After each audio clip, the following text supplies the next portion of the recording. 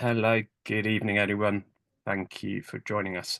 Right, my name is Barney. I'm part of the operations team at Naturetrek, and I manage a portfolio of tours in the Americas, Europe, and Africa.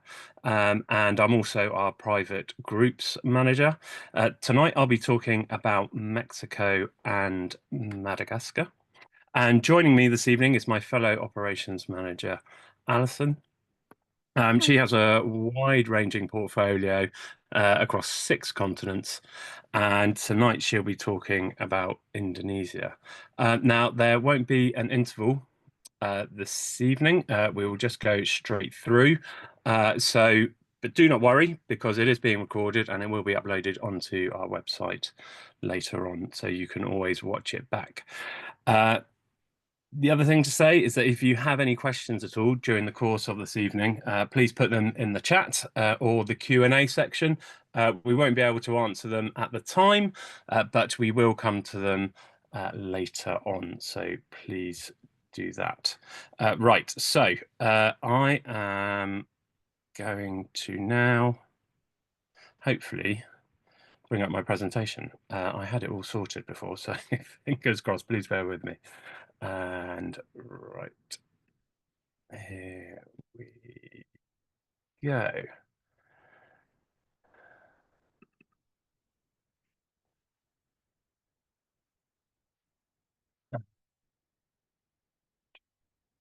Right. Okay. So we go. So first of all, Mexico. Wonderful place. I actually spent a year living there in my younger days and had an absolutely wonderful time. It was in Merida in the Yucatan, and I have to say, yeah, one of the best years of my life. Absolutely amazing place. The wildlife, the people, the culture, you name it. It's got it all. Before talking about the wildlife, we do have to talk about its geography. As it happens, Mexico is pretty much about the same width as it is long. In fact, it's wider than it is long, and it is dominated by the Sierra Nevada mountains, which is that range running down the middle. It actually has two sides to that range, an east and west side, and then down the middle, you have the high plains. There are arid deserts in the north. And then coming down, obviously, we have all these foothills and then this coastal habitat, and then Sierra Madre all culminates down in the bottom, down here in the south around Mexico City and further below. And then across to the southeast here, we have lush jungle. Now, it's also obviously got a lot of coastline as well. So on the west hand side here is the Pacific, of course. And then over on the right, on the east, sorry, down the Yucatan Peninsula, we have the Caribbean Sea, and it's home to the second longest barrier reef in the world. And then finally, of course, we have the Gulf of Mexico here, or now the Gulf of America, as somebody wants to call it. All of this huge range in habitat means that obviously there's a large amount of wildlife and a huge number of species. It's also the gateway to the North American continent. So there's an awful lot of species that pass through on their migration routes by sea, through the air, and by land, if you are human as well. Now, it is estimated that there are between 10 and 12% of the world's species found in Mexico. It's the 13th largest country in the world, yet fifth highest on the biodiversity list. So there's a lot going on there, punching its weight, certainly. So top left, we have a green turtle. Mexico is home to 6 out of 7 sea turtle species in the world, and the Caribbean coastline on the Yucatan Peninsula is the most reliable place to see green turtle. They're the most common species that turn up there. We have the monarch butterflies here in the middle. There are over 2,000 species of butterfly in Mexico, and obviously monarchs are the most famous, and I'll be talking a little bit more about those shortly. There are 40 species of cetacean and whale found in its waters, blue whale and humpbacks going up the Pacific coast. And here we have grey whales that call the Sea of Cortez home. Here they raise their young in the calm, warm waters. So Baja, California in general is the best place for whale watching. I'm not going to talk about our Baja cruise. My colleague Paul has done that a couple of months ago, and you can watch that back online. But needless to say, it's absolutely fabulous trip. People absolutely love it. And then mammals. Goodness. It actually ranks third on the world highest list of number of mammal species. There's over 550 of them. It's at the northern range of Jaguars territory throughout the whole of Latin America, but there's also cougar, ocelot, jacarandai, and margay as well, which is what this beautiful feline is here. Now, about half of the mammal species in Mexico are rodents and bats, but in general, the larger cat species, especially, can be difficult to find. They are pretty elusive. And then finally, we have about 1,100 species of bird recorded in Mexico, and over 100 of those are endemics. And as I say, it's a great migratory route. This bird here on the left is a cinnamon hummingbird, which is found throughout a lot of Central America, but I included it because it was taken by a tour leader on our Yucatan trip, and yeah, beautiful photo. So I'm going to talk about the two tours that we do on land in Mexico, run through those briefly. So the first is our monarchs, birds, and humpbacks. So we fly into Mexico City, do one night at Teotihuacan, an archaeological site, head over to the monarch reserves up in the highlands there before flying west over to Puerto Vallarta for a couple of days of whale watching before heading up north to San Blas, which is a particularly good area for birding. We run this trip end of January, beginning of February. So we actually have a group out there right now. They have seen the monarchs. Unfortunately, they said numbers were down compared to previous years, but it could just be a blip. They were down about 10, 12 years ago, and they've recovered. So we'll have to wait and see. That said, they did have great sightings and great viewings, and yeah, really quite happy, very contented clients. They'll be back in a few days' time, I think. So, first of all, Teotihuacan, archaeological site. It's actually built by peoples around about the time of Christ. So it massively predates the Aztecs by about 1,300 years. This site has been heavily restored by archaeologists, but it's incredibly impressive all the same. This image on the left here is you're standing on the Avenue of the Dead, looking towards the Pyramid of the Moon, and then on the right is an image looking back down the other way, taken from that top platform. On the left is the Pyramid of the Sun, which is even bigger. You go there, we spend the best part of the day there, and yeah, really quite a fascinating, interesting place. And then we head over into the Highlands where the monarchs are. So here is 6 maps, and I'm actually going to start with number 6. So these maps chart their migration routes. So number 6 is the monarchs heading back down south. So they start that journey from southern Canada, northern US in about September time, and it takes them about 2 months to travel southwards, various routes there that they make, and they all gather in a very small area in the highlands of Mexico. Now, within that area, there are a few different spots and locations where they're known to gather. Some years there's more in one particular location compared to another. So it all depends really. It's all down to our local guides to know at the time which place is best to see them. And then around March time is when they start to become active and start their journey back north. So that's number one. Two, three is about April time. Four, May, June, and then five is actually July, August. Now, you might query my timelines there. Well, how come it takes them, a lot of months to head north versus only a couple of months to return south? Now, the reason for that is when they set off north, they only get so far, and then they have to stop, lay eggs, and then the next generation takes on the baton, and then the same happens again. They can only get so far, females lay eggs, and then the next generation goes.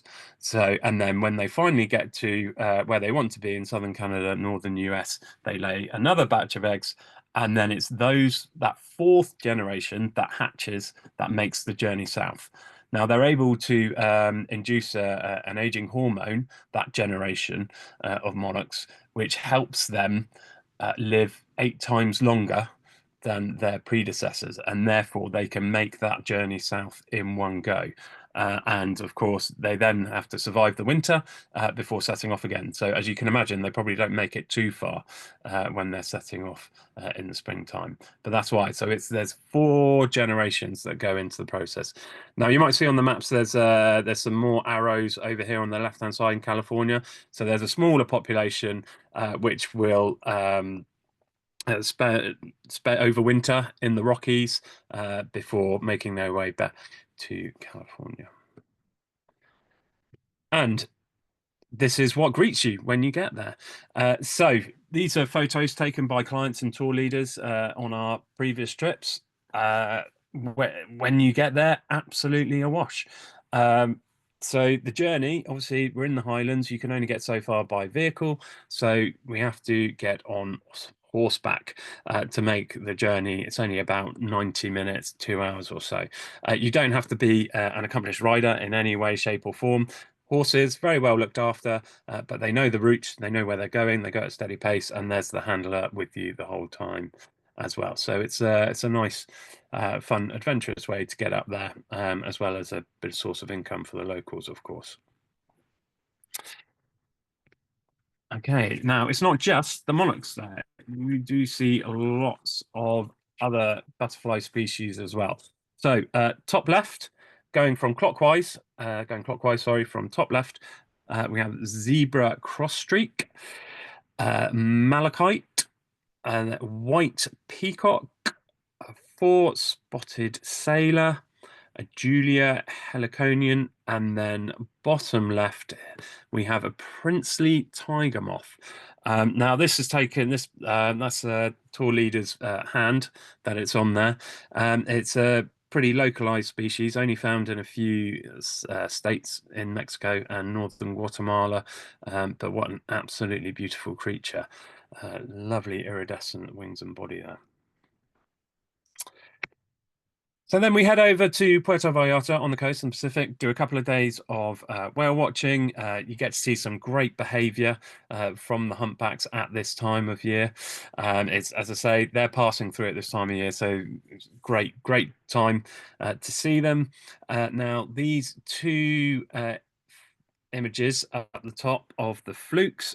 These were taken by our tour leader in 2023, and he sent them across to a local conservation organisation there in Puerto Vallarta for their data.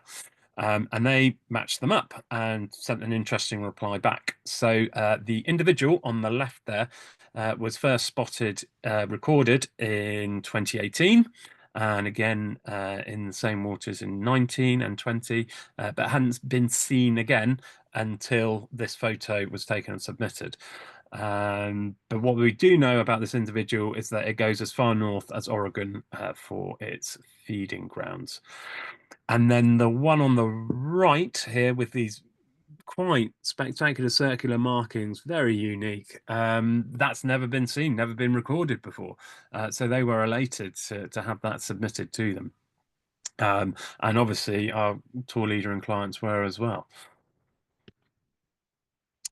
Birds, of course. So we head north to San Blas and lots of great habitat up there. There's mangroves, and we'll spend a day in some small boats going around the mangroves. And yeah, these are some of the endemics that you can see.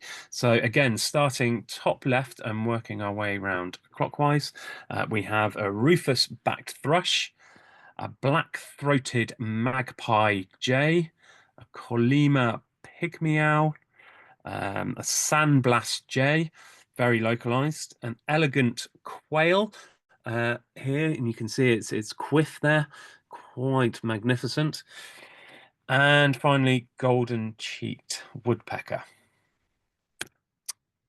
And it's not just endemics, of course. There's lots of lots of lovely other species there that we can find. So again, all of these taken on tour. On top left, going round clockwise again, we have a blue grosbeak, lesser nighthawk, vermilion flycatcher, military macaw, a bare-throated tiger heron, and this rather endearing photo here of a very inquisitive boat-billed heron. Moving on to the Yucatan at my old patch. So we tend to go here in November, just after hurricane season. This, like the other one, is a mixed focus tour.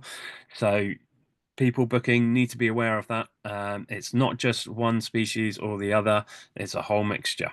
And on this one, there's also a fair amount of archaeology as well. So we fly into Cancun direct from Gatwick and spend a few nights on the coast at Akumal.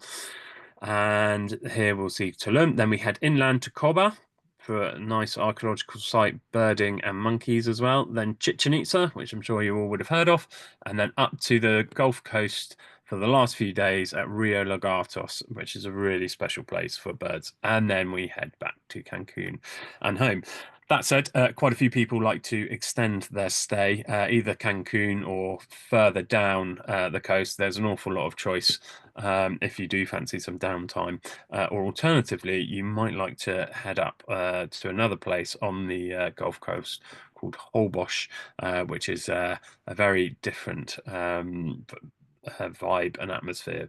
Hardly any development. Lots of locals still live there, but and lovely. Right. So the main thing about the Yucatan, of course, is the Maya and their archaeology, the remains that have been left behind. Now, a lot of the population in the Yucatan are direct descendants of the Maya, don't have a drop of Spanish blood in them. And they still speak Maya. They live in traditional Maya huts still, and a lot of them make their living off the land still. So you will see these as we pass through the peninsula inland. You don't have to go far to escape the kind of urbanization that is Cancun. But anyway, the archaeological sites here, top left, we have Tulum, which in itself, the ruins aren't that impressive or extensive, really. However, it's the location that sells it. Absolutely glorious here, quite unique. And I think the Quintana Roo state that likes to promote tourism will often use an image of Tulum. So as you can see, glorious Caribbean Sea here, and there's a little beach here which you can even have a dip in. Not often you can say that about an archaeological site. And then here we have Chichen Itza on the top right hand side here. This is the main Castillo. It's a very large site and quite popular as well. It was voted one of the 7 new wonders of the world at around the turn of the millennium. And also on that list was Stonehenge, amongst others as well. And then Corba, bottom left. This pyramid here is the main pyramid on the site. It's the largest mine structure on the Yucatan Peninsula. They unfortunately, I think for safety grounds, they have closed it off. But you used to be able to go up to the top, and you just have vistas of jungle, all jungle, nothing but jungle, and it was quite something. Uh, the great thing about Koba is that it is still surrounded by a lot of jungle. Obviously, there's some clearings for the archaeology, and so that means it is great for birding as well. And here is an ocellated turkey, which can be seen around on the site. And then finally, here we have a colonial town called Valladolid in the centre of the peninsula. And yeah, it's just a nice, lovely example of colonial architecture. That's the main square and cathedral. Moving on, some of the wildlife that you can expect to see. As I said, in Koba, there's a community reserve here, which was set up specifically for primates. Here on the left, we have an American spider monkey, which are very common and very easy to see there. But there's also howler monkey as well, which our last group saw both and even heard them calling. So quite special. In the middle, we have spine-tailed iguana.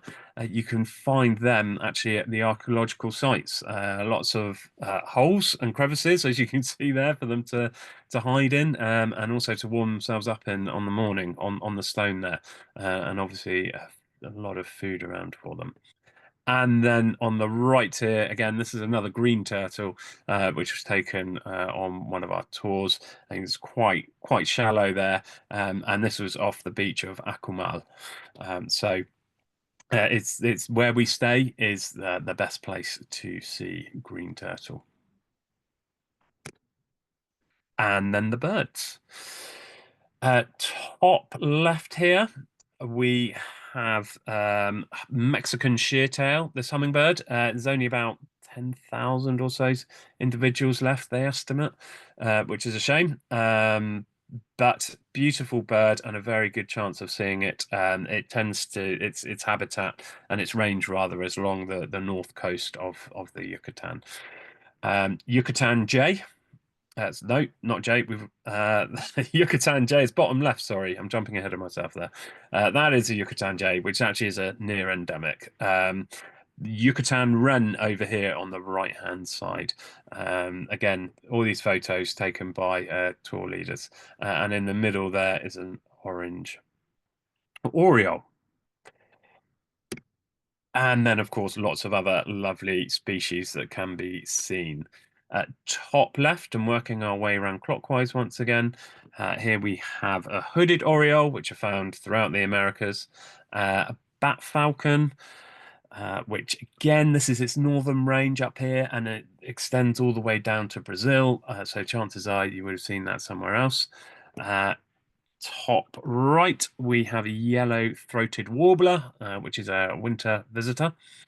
Underneath it, we have a mangrove warbler, which is here all round. This particular individual is a male in its breeding plumage. That's the brown feathers there on its head. In the middle, at the bottom, that is marbled godwit, thought to be the largest of the godwit species, and again, a winter visitor. And then finally, bottom left, we have collared acari. And then the few more beautiful birds. On the left, we have a painted bunting. Again, winter visitor. It's got a large range all over the Caribbean, but you can see it here readily. In the middle, we have American flamingo. Again, the north coast of the Yucatan supports sizable population of those. This particular individual, obviously, very brightly coloured. And then finally, on the right-hand side, we have turquoise-browed motmot. Now, this species again can be found through a lot of Central America, and indeed, it's actually the national bird of El Salvador and Nicaragua. But it's a beautiful, spectacular bird, and quite interestingly, the excuse me, the racketed tail there unusually is found in both males and females. Obviously, quite often in bird species where there's rather splendid plumage, it's just for the male. But no, both male and female. Now, for the male, it is used as you would think. The longer your tail, the more likely you are to attract a mate. But then both sexes will use it as a warning sign, actually. So if they spot a predator, they will actually wag their tails and it will swing in a pendulum motion from side to side. And that's to warn others that there's predator about, but also to warn said predator that they have been spotted. So these are the dates of our trips. As I say, we've got a monarch trip out there right now at the moment, but the next one is happening there next year. We have the Yucatan in November, and then those are the dates for Baja next year. As you probably understand, the Baja trips are all sold out for this year. And actually, that 19th of February departure is already more than half booked. So get it if you're interested and want to go next year. Well worth getting onto that soon. Right, so from one wildlife hotspot to another, Madagascar.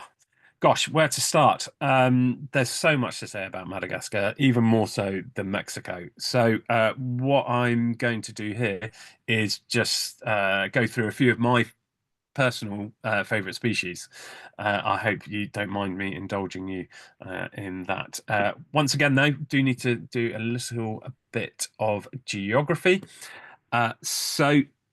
Madagascar, not only is it the fourth largest island in the world, it is also its oldest. And here, this graphic shows you just how the world separated millions of years ago.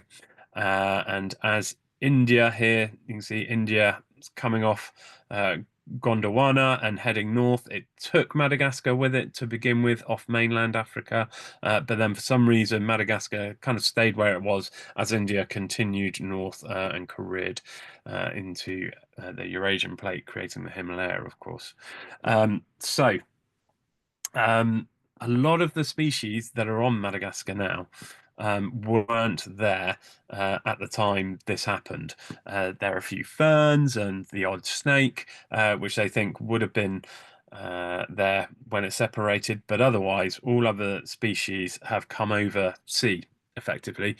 What they think happened was rafting. There'd be structures of vegetation and creatures would hitch a lift. For birds, of course, much easier to fly over.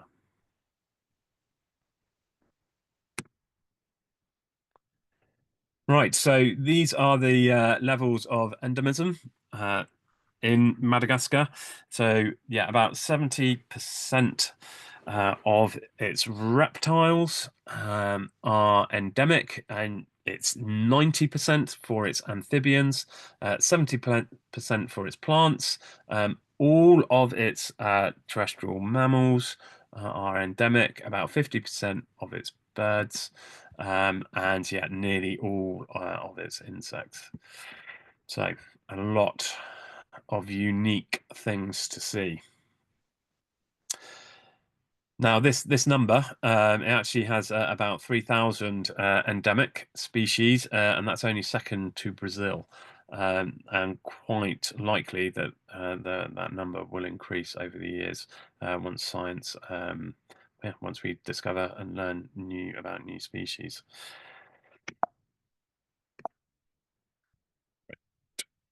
Moving on, sorry, a little bit more geography. Essentially, Madagascar is divided into three sections. On the eastern side there, you can see it's very green. That is all lowland forest. In the middle section, that's known as the highlands, and then over on the west and southwest in particular, it's very arid and almost desert-like. Now, the reason for this is the southeast trade winds. So they come in along the northeast coast, and essentially they only get as far as where the highlands start. So that moisture that it brings with it just deposits it here, and then there's not much more that carries on in that westerly direction. So a bit does make it to the highlands, but then by the time you get to the west hand side, there's hardly any. So um,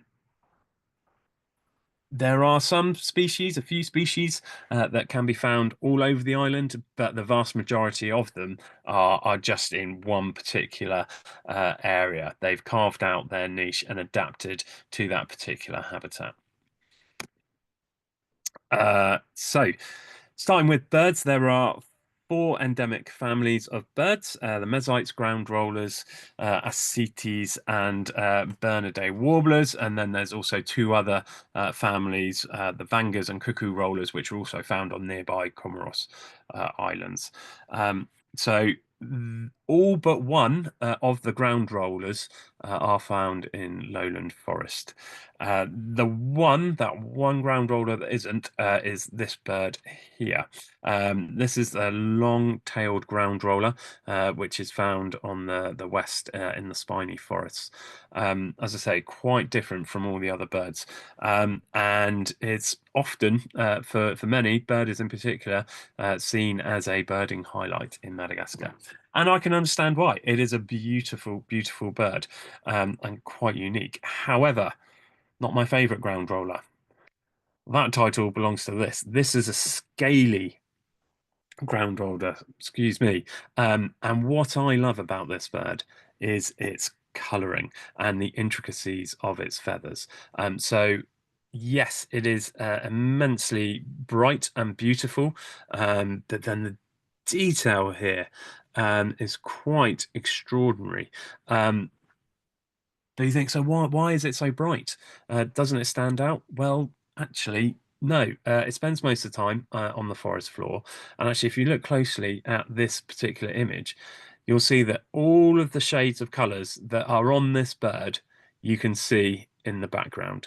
All the whites, the browns, the green, and even this bright orange there on its nape, you can see behind it there. So actually, it is incredibly well camouflaged, as well as being such a beautiful bird. Now, I am a bit of a sucker for a bird with a haircut. I love Taracos, for example, and here is another one. So this is a crested kua. There are 9 species of kua. This one is probably the most common. It is found pretty much all over the island, quite uniquely.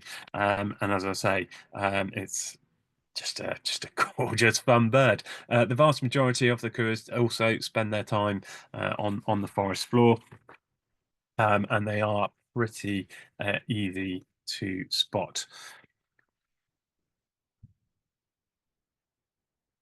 And then this is a giant kua. So this is the largest of the kua. These tend to you tend to find these rather on the west drier coast. And I've included this one just because of its beautiful iridescent eyepiece. It's probably the most beautiful, arguably, of the kuas. And as I say, it's the largest and generally speaking quite common. So in the spiny forest, you are likely to see them. There are, moving on, right, time to test your eyes. There are 14 species of leaf-tailed gecko. All of them are excellent mimics. You can pretty much split them up into two groups. So one that like to imitate being a leaf, and another that try to imitate moss and lichen. And as you can see here, this one is doing a very good job. So this is actually named a mossy leaf-tailed gecko. I'm assuming you can see it. I'll just zoom in a little bit. So yeah, that's a close-up of its head and feet there. I'm sure you can make out its eye. But what is particularly splendid about this creature are the fringes along the bottom of its jaw going along, and then even around the feet as well. It really does blend in so well. Quite extraordinary. And then we have another leaf gecko. So this is on the other side, one that's trying to imitate being a leaf. This is the wonderfully named satanic leaf-tailed gecko. Um, Now, they're much smaller and they can be incredibly difficult to spot.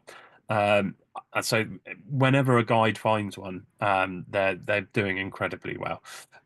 In this particular photo, I would say it's not a total match. Still, it's useful for us to be able to pick it out. So its head is down the bottom, and then it's you can see its body going up, and then its tail coming back down on the right hand side. What I will say is that putting this talk together, PowerPoint does like to suggest a title for the image, and this one on this occasion, PowerPoint suggested that this should be a close-up of a plant. So it's certainly fooled Microsoft PowerPoint, which is great. I then decided, should I try? Yeah, okay. So I tried Google Lens, which is more modern technology, but it didn't fool Google Lens. That got it straight away. Very impressive. But anyway, lovely, lovely creature.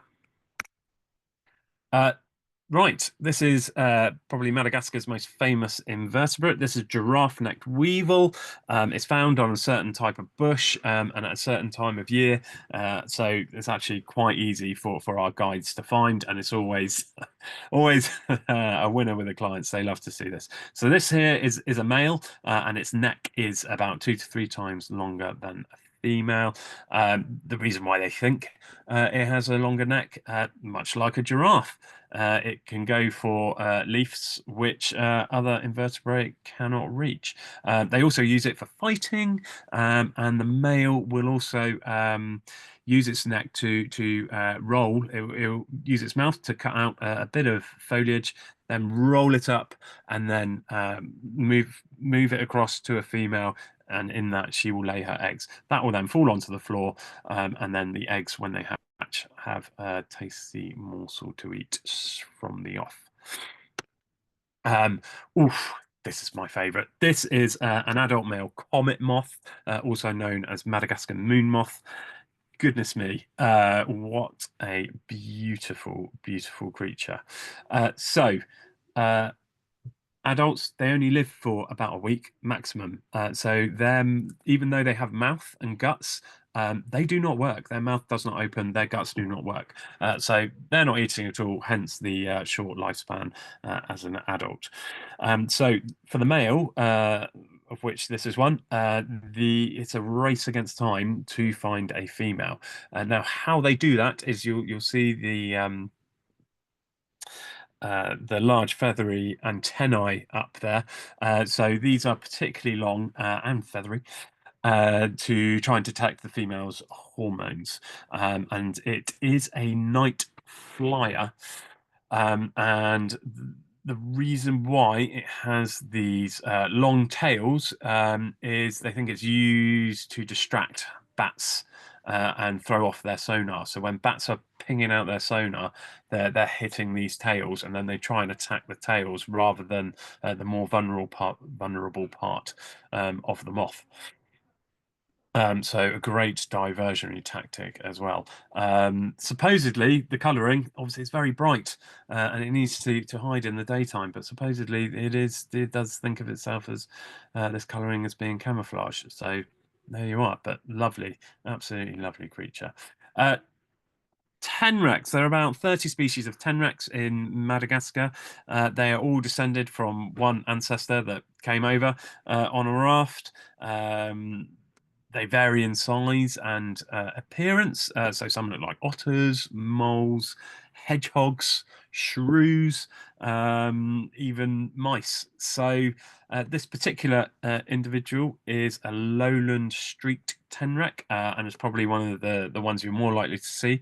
That said, they are quite small and they do run around very quickly, but you do have a good chance of seeing them. And yeah, it fulfills the role of the hedgehog. And it's just an adorable thing, very wonderfully coloured as well. Absolutely beautiful little thing. And then, of course, we can't talk about Madagascar without mentioning the lemurs.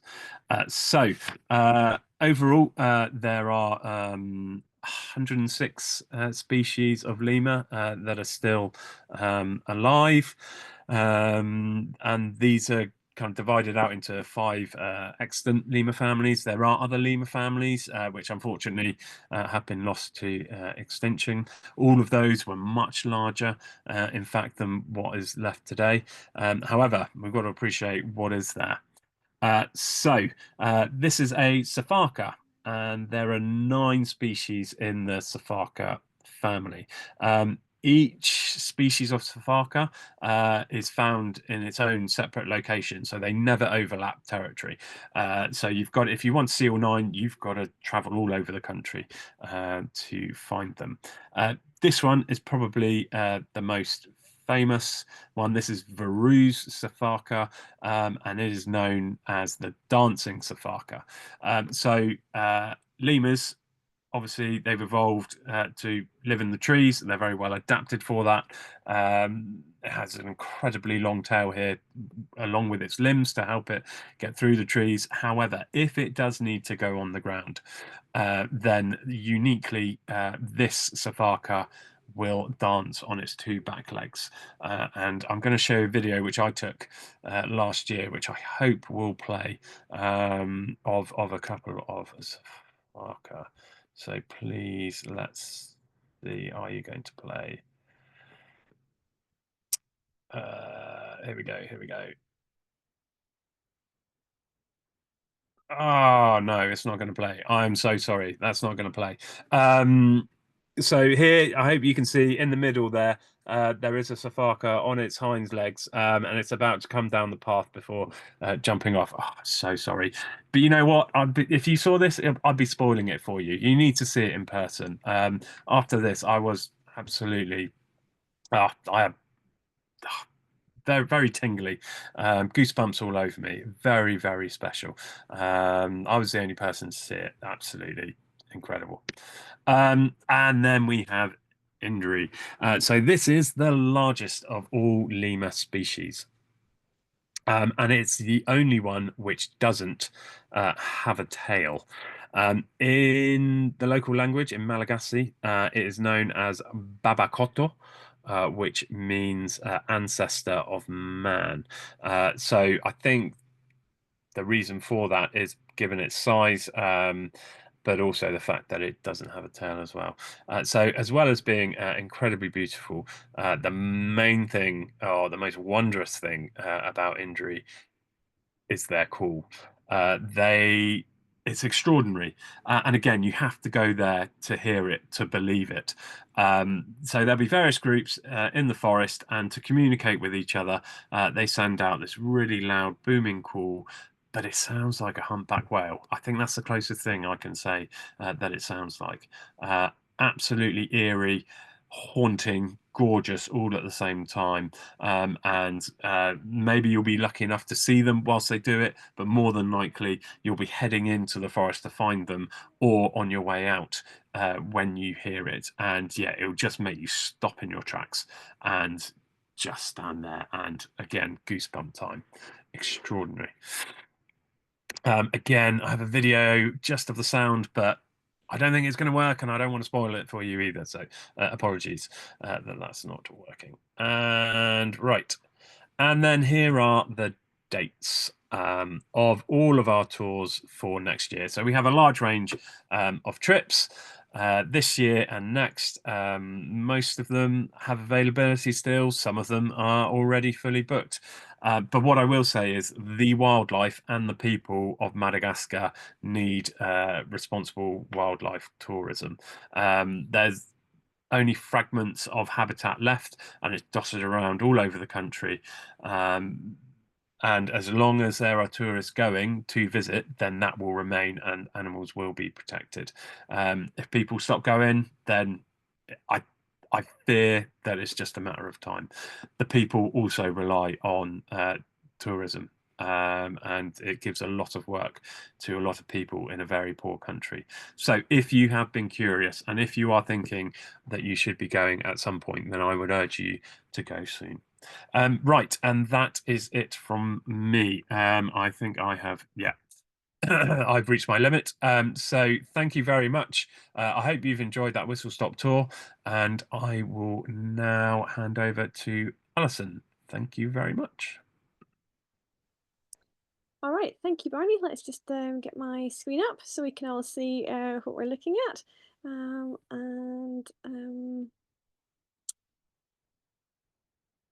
Hopefully we're now all online. So yeah, I hope you've enjoyed hearing from Barney about both Mexico and Madagascar. I'm going to share with you this evening a little bit about Indonesia. It's a country I've been to on various occasions, and I find it to be a fascinating country to visit. Really friendly people and a place I always enjoy going to. So it consists of over 17,000 different islands, stretching from Sumatra in the west to New Guinea, which is the West Papua part, in the east. It spans roughly an eighth of the global circumference, so an absolutely massive area that it covers, lying across major tectonic plates, which means both seismic and volcanic activity, but also a confluence of people groups as well. So a mixture between Asian and Melanesian people groups, creating a population of over 300 different ethnic groups and at least twice as many languages spoken there as well. But their national motto is unity in diversity, which is rather nice. The principal religion of the region is Islam. However, they do practice most major world religions, as well as a number of local ones as well. There's many mosques and plenty of temples scattered around in the various places, including a number of ancient ruins. This particular temple is Borobudur in Java, which is one of the world's largest Buddhist monuments. And you can often find various shrines scattered around as well, often have with colourful offerings left for them, and with incense being burnt nearby as well. And then there's some amazing landscapes, everything from volcanic mountains through jungles, mangroves, beaches, and right down into the oceans. Plenty of active volcanoes that are still shaping the landscape. This particular one is Sangyang Island, one of the islands we often go past on our Bali to Komodo trip. And we're never quite sure some days if it's just cloud at the top or whether there might be a little smoke coming out of the volcano that particular day as well. And the volcanic landscape creates this wonderful ruggedness to the islands, sculpting these rocks into these really jagged formations, which creates some absolutely spectacular silhouettes against the sunsets.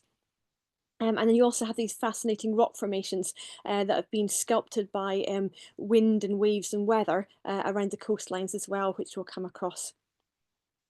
There's still a good number of areas with forests where there are large trees growing that have these fantastic large buttress roots. These particular ones were over 2 meters tall before they joined the tree, so really quite amazing to see and fantastic to experience somewhere with such amazing roots around the trees, creating different patterns as they kind of snake through the forest. The diverse landscapes obviously create a wide range of different habitats, each with their own different range of wildlife. Indonesia lies within the Coral Triangle, which is among the best area in the world for coral growth. And the reefs are often bright and colourful and action-packed.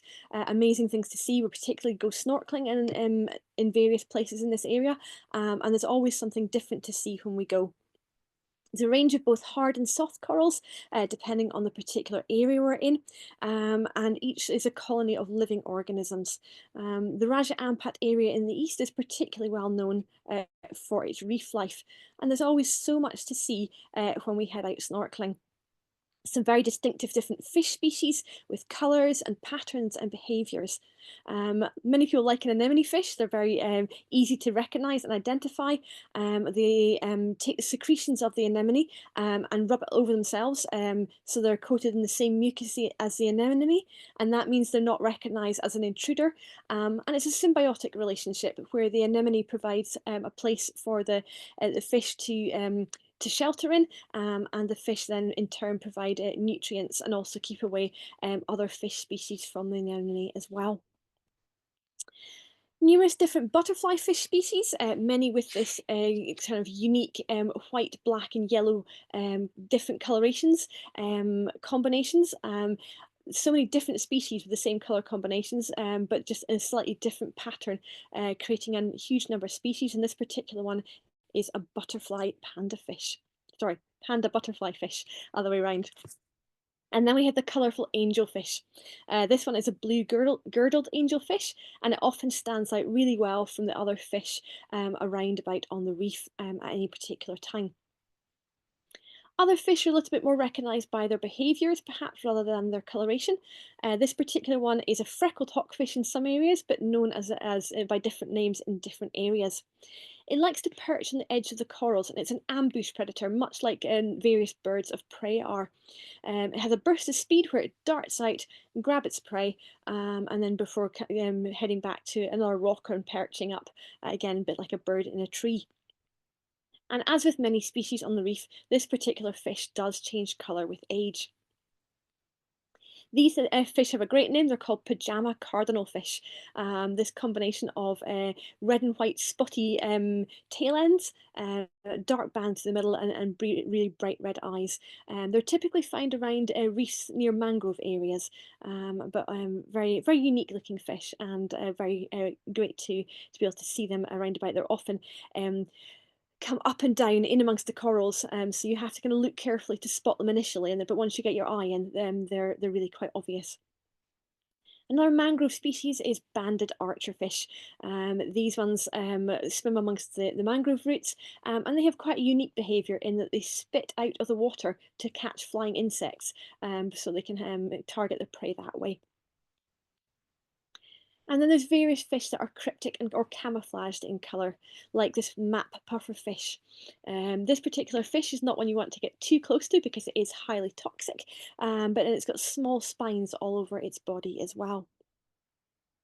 Various other sea creatures we'll come across during a snorkeling session as well when we're out and about on the reefs, including squid, octopus, and cuttlefish, all of which have colour changing properties, and some of them have the ability to change the look of their skin as well, making it seem as though the texture of them is different as well, depending on the habitat they're in or their own particular emotions. And there's plenty of turtle in this part of the world as well, mainly green and hawksbill that we tend to see when we're out and about on our trips, often resting or feeding on the corals. And then there's various other types of sea life too. These are all nudibranchs, which are types of sea slug. The nudibranch means naked gill, and as you can see from these, they all have feathery structures on their back, which they're using for breathing, but all sorts of different colorations and patterns in amongst these as well. Plenty of other things like feather stars, starfish, giant clams, sponges, and sea squirts. So a huge range of marine life that we can find. And with that also comes various predators. The sharks particularly like to patrol the edges of the reefs. Fairly small sharks like black tip reef sharks, occasional white tips, things like that as well. And there's also some species of flat shark, various different ones, but this particular one is a tasseled wobbegong.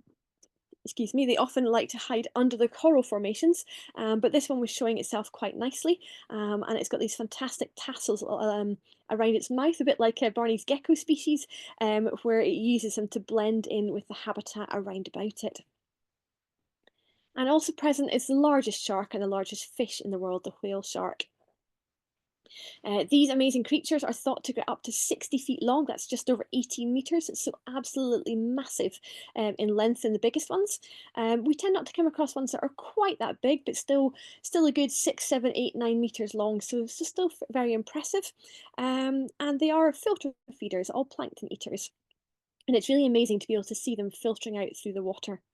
And despite their large size, it's still unknown where they go to pup and also where the young spend the first part of their lives. Other creatures in the area that are plankton eaters include baleen whales, right through from the biggest blue whales through to the sort of more mid-sized whales, which were more frequently come across, like Bruda's whale and Omura's whale, both whales that we come across on some of our trips, particularly the Raja Ampat trip, but also the Bali to Komodo trip as well. In Indonesia, there's roughly 30 different species of cetacean, ranging right through from these big baleen whales, also including beaked whales, right through to different dolphin species as well. So the smaller of the dolphins will include things like spinner dolphin and pantropical spotted dolphin, as well as Fraser's dolphin. These can often come up to the boat to bowride, so we can often get quite close views of these types of species when we're in that area. Slightly larger sized dolphins include rissos, rough-toothed and various bottlenose dolphin species. And then the larger dolphins include the blackfish and kojai, which will include melon-headed whales, this short-finned pilot whale, which we came across as a group of during a rain shower at one point, false and pygmy killer whales, and not cetacean, but also mammal, sea mammal. It is possible to find dugong in some areas as well. So a huge range of different marine life that we can see. But moving on to land mammals, the really famous one is obviously the Komodo dragon. They are found on Komodo and Rincha Islands, as well as a couple of other small ones nearby. The young are tree dwelling for safety because the adults get up to around about 3 meters or 10 feet in length, so a really good size animal there. They're the largest of all living lizard and really quite impressive to come across. Sometimes when we arrive, there might be one on the beach on the jetty just waiting to greet us. Um, and despite them being really impressive beasties, they're not something you want to get too close to because their saliva is venomous with anticoagulant properties. So you want to keep a good healthy distance from them while still being able to admire um, the the kind of sheer power of these reptiles. Indonesia also has many different bird species. In fact, it's got over 1,700 different ones, and 450 of these are endemic and more near endemics as well. This area bridges the wildlife gap between Asian and Australasian, so you tend to get a mix of species across the country, obviously slowly changing from Asian to Australasian as we move from west to east. And one particular spectacular family are obviously the bird of paradise species, which are divided into 15 different genus. These are found principally in the east of the country, mainly on West Papua and Raja Ampat and a few other islands in that side of the country. This particular one is a Wilson's bird of paradise, but then quite a few different spectacular ones as well, where the males are generally highly coloured and they have these amazing courtship displays. Usually involves puffing up of feathers, dancing or prancing around and making loud calls, like this crescent-caped Lopharinia, which was more easily called previously the superb bird of paradise. Slightly different coloration, but same kind of idea where the males have a display area, perhaps a pole or piece of ground that they use for their dancing and calling from, like the king bird of paradise on the left and the magnificent bird of paradise on the right here. Red bird of paradise is one of these ones that's got really big, ruffly tail feathers, but they can be a little bit harder to see because they do like to display from really tall trees high up in the forest, just to be able to get their call carrying as far as possible. But again, a lot of hopping around and bouncing around on the tree branches as they just show off their really long tail feathers and colour as well. Not all bird of paradise species are overtly colourful, like this black-billed sycamore, but the males still often do have iridescent feathers on them, which they will show off in a big ruff shape around their neck during the courtship display. And we can also find plenty of other bird life in Indonesia as well. Everything from kingfishers like these paradise and forest kingfishers, right through to various types of cockatoo, of which Pam, yellow crested, and sulphur crested are all possible to find. Large birds of prey species, so the white-bellied sea eagle, various buzzard-type species, smaller falcons, kites, right down to falconets as well. So really quite small little raptors, and right down to quite small birds again as well, like the ornate sunbird and sometimes a flame-breasted sunbird as well. Lorikeets and parrots are in this area too, really brightly colourful, loud calls, and also large hornbills like these pair of knobbed hornbill. And this is a bally myna. There's various myna species around in the area, but this particular one is one that people do particularly like to see in the wild because it's been reintroduced following a captive breeding program after wild numbers crashed down to just a few individuals. But thankfully, there's now been a re-release of individuals, and the Ballybarrat National Park in the northwest of Bali does now have a good population back in the park again. But it's got this amazing blue eye scaling, really smart black and white plumage, and they have this crest that they can bring up when they sing, which creates this really unique head shape to the bird as well. And a few skulking species which are tricky to track down, but fascinating to see, like this Javan-banded pitta, which we can also find up in Ballybarrat National Park. This really unique looking bird is the maleo. It's a type of megapod, and it uses solar or geothermal heat to incubate its nest. It's a communal nester, so various different birds will lay eggs in the same nest area, and then they abandon the nests to leaving the heat of the soil to be able to incubate the eggs. Often in sandy areas on beaches or riverbanks, which will hold the heat really well, and the chicks are left to fend for themselves. So they have to dig their way out of their nest site, but rather uniquely amongst birds, the chicks can fly almost as soon as they hatch. Indonesia has also a really good number of mammal species, over 500 different species, and around 200 endemic species of mammal, like this crested black macaque, also known as the Celebes crested macaque, that Sulawesi is known for. They live in family groups, and there's often a lot going on when you come across a troop. Youngsters are particularly fun to watch because they're very playful, they're testing their limits, and often getting into trouble with other members of the family. Spectral tarsier is one of the smallest primates in Indonesia, not quite in the world, but it's getting there. They also live in groups in the forest. They're mainly nocturnal, although have some crepuscular behaviour as well. And they nest either in tree hollows or in dense vegetation in the canopy during the day. Their eyes are so large that they cannot move them in their sockets. So to see, they have to turn their head to watch what's going on rather than move their eyes. They're completely carnivorous, eating a variety of insects and arthropods, and they're very good at leaping around in the treetops. This quite unique looking mammal is a Sulawesi bear cuscus, a type of arboreal marsupial, which lives in the upper canopy and uses its long claws and prehensile tails to move around. The tail basically doubles the length of the animal, being almost the same length as the body again. Now, many people know that orangutans can be found in Borneo, thinking particularly of Malaysian Borneo, but there is also Indonesian Borneo where you can find orangutans as well. So same island, but slightly different part of it. But Indonesia has two orangutan species, the same one as you get on the Borneo island, but also Sumatran orangutans, which are separate species. And then there's quite a number of other fantastic beasts in the area as well. Most of these we don't currently visit on group itineraries at the moment, but it is something we're currently looking into because they are species that are tricky to find, quite endangered, and low numbers. So the funny looking pig on the left is a babirusa, also known as a deer pig. Both male and female have these lower canine tusks, but it's only the males that have the upper tusks as well. Which continue growing throughout their life. Most times it's not too much of a problem because they use them for rooting around and they get bumped on things and broken. But very occasionally it comes to self-harm for the pig if it curls in too far and ends up going back in towards its head.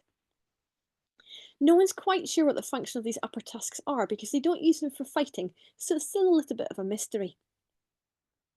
Other interesting mammals in the area include a Noah, which is a type of small water buffalo, small forest buffalo. Sumatran tigers are still around on Sumatra Island, which very small populations, but there are still a few wild ones left.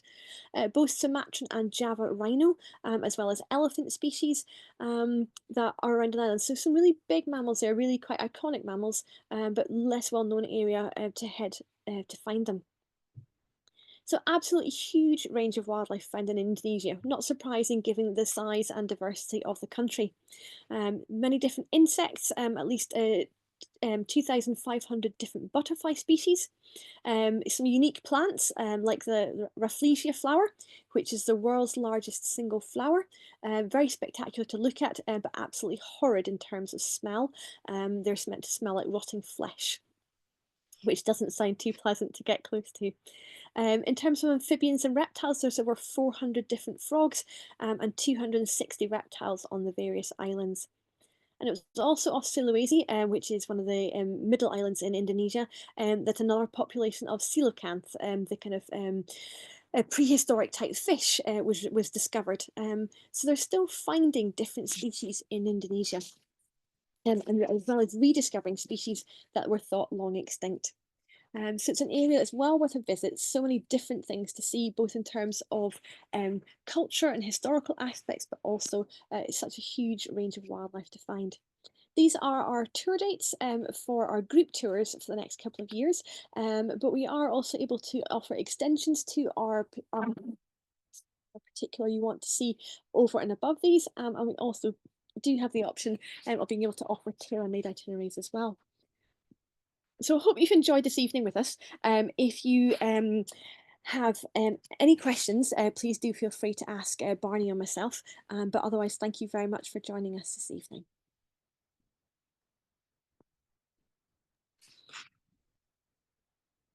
Thank you, Alison. Fascinating. I've never been to Southeast Asia for my sins, but I'm booking a flight now after that. Absolutely brilliant. Thank you very much, Alison. Yeah, as Alison said, any questions, let us know. We did have one come in, which I think I answered anyway, which hopefully you saw, but I'll just go over it again quickly. But otherwise, yeah, if you have more questions, please ask them now before we finish up. So it was from Roger asking about the chances of margay sighting in Mexico. Sorry to say, on one of our tours, very, very remote. They're not too populous in the particular areas that we go to. I think there is a part of northeast Mexico where there's quite a good density of them. We don't go there currently, but they are nocturnal. They're more active at night, of course. And generally speaking, in Mexico, evening visits to reserves and night spotting, what have you, isn't the done thing. So highly be incredibly lucky to come across one during the daytime. So I think more likely is further down in Central America, Costa Rica or Panama. But we'll Roger, I will look into that for you and see which of our trips offer the best chance. So thank you very much for your kind words, everyone. Glad that you enjoyed this evening, and thank you very much for joining us on this Monday night. We have 3 more left in our winter online roadshow. 3 more fascinating talks. So the next one is with our colleague Rajan Jolly. And he's going to be talking about India and Sri Lanka. That is on the 20th of February. I'm sure you're aware of our page online where you can sign up. There it lists the remaining ones and also recordings of the previous ones, not just from this year's roadshow, but also from the COVID days, I was about to say. Yeah, lots of content on there, so feel free to go back and watch at your leisure. So yeah, if there isn't anything else, which I don't think there is, yeah, thank you once again for joining us, and we'll sign off here.